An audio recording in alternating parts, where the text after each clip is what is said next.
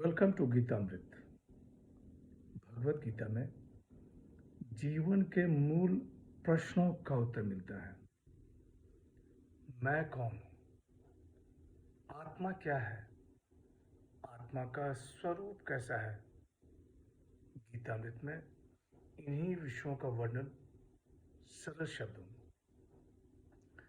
Gita is eternal science and researching Gita get अमृत।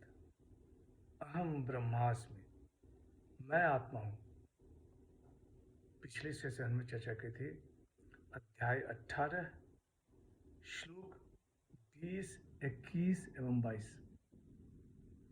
आज की चर्चा का विषय है अध्याय 18 श्लोक 23, 24 एवं 25। अध्याय 18 मोक्ष संन्यास योग, द योग ऑफ लिबरेशन बाय रिनंसिएशन। श्लोक 23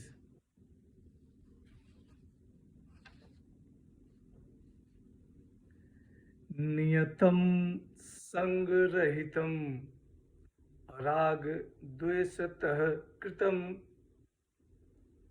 अफल प्रेप्सुना कर्म यत् सात्विक मुच्यते। संगरहितम, फ्री फ्रॉम अटैचमेंट। श्री भगवान वाच, जो कर्म शास्त्र विधि से नियत किया हुआ और कर्तृत्व भावना से रहित हो तथा फल को न चाहने वाले मनुष्य के द्वारा बिना राग द्वेष के किया हुआ हो, वह कर्म सात्विक कहा गया है। The blessed Lord said, an action which is obligatory, which is performed without attachment, without love or hate, by one undesirous of fruit, that is said to be sattvic. पिछले सेशन में त्रिविध ज्ञान का वर्णन था। आज त्रिविध कर्म का वर्णन है, सात्विक, राजसिक और तामसिक कर्म। इस श्लोक में सात्विक कर्म के बारे में बताया गया है। भगवान श्री कृष्ण कहते हैं कि हे पार्थ, जो कर्म शास्त्र विधि से नियत किया हुआ और कर्तृत्व भावना से रहित हो तथा फल को न चाहने वाले मनुष्य के द्वारा बिना राग द्वेष के किया हुआ हो, वह कर्म सात्विक कहा गया है।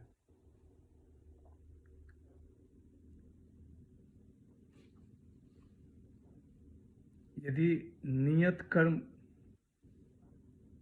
कर्तृत्व भावना से रहित होकर किया जाए, यदि नियत कर्म राग द्वेष से रहित होकर किया जाए, तो वह कर्म सात्विक कहा जाता है। मिलने वाले फल की इच्छा से रहित कर्म सात्विक कर्म कहा गया है। यदि क्रिया और पदार्थों से निर्लिप्त होकर कर्म किया जाए, तो वह सात्विक कर्म कहा जाता है। श्लोक 24 यत्तु कामेप्सुना कर्म साहंकारेण वा पुनः क्रियते बहुलायासम तद्राजस मुदाहृतम। श्री भगवान वाच, परंतु जो कर्म भोगों को चाहने वाले मनुष्य के द्वारा अहंकार अथवा परिश्रम पूर्वक किया जाता है, वह राजस कहा गया है। The blessed Lord said, but that action which is done in great strain by one who seeks to gratify his desires or is impelled by the self-sense is said to be rasic. यहाँ राजस कर्म के बारे में बताया गया है। भगवान श्री कृष्ण कहते हैं कि हे पार्थ, जो कर्म भोगों को चाहने वाले मनुष्य के द्वारा अहंकार अथवा परिश्रम पूर्वक किया जाता है, वह कर्म राजस कहा गया है।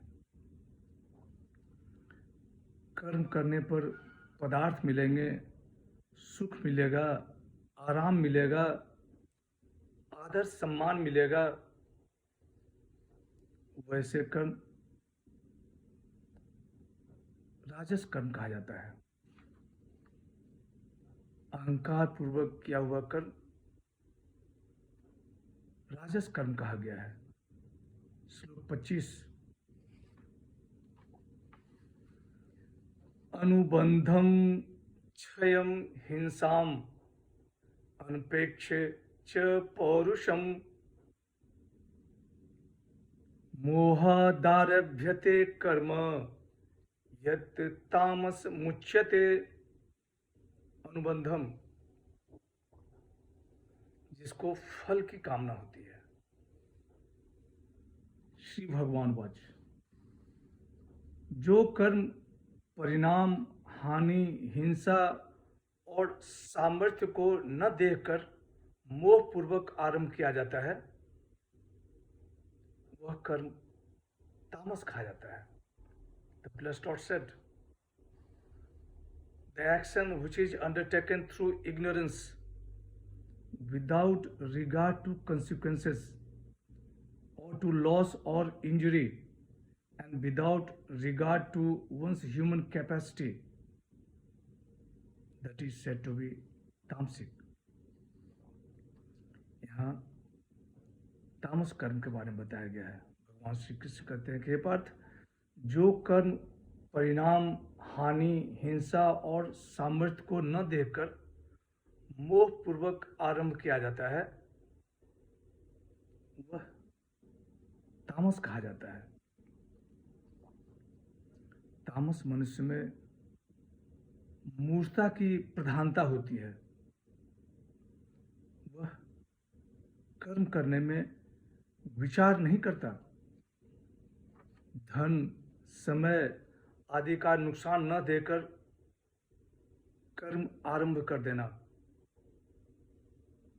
कर्म करने में कितनी योग्यता, बल, सामर्थ्य चाहिए, इसको बिना देखे कर्म आरंभ कर देना, यह सब तामस कर्म है। तामस मनुष्य कर्म के परिणाम से बेफिक्र रहते हैं। इस प्रकार किया गया कर्म तामस कर्म कहा गया है।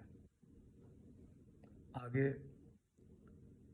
त्रिविध कर्ता का वर्णन है। आज की चर्चा यहीं समाप्त करते हैं।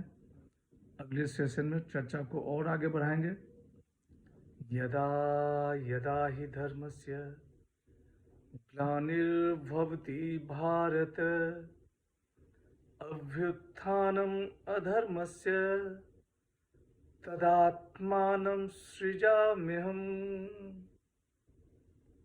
ओम तत्सत। हरे कृष्ण।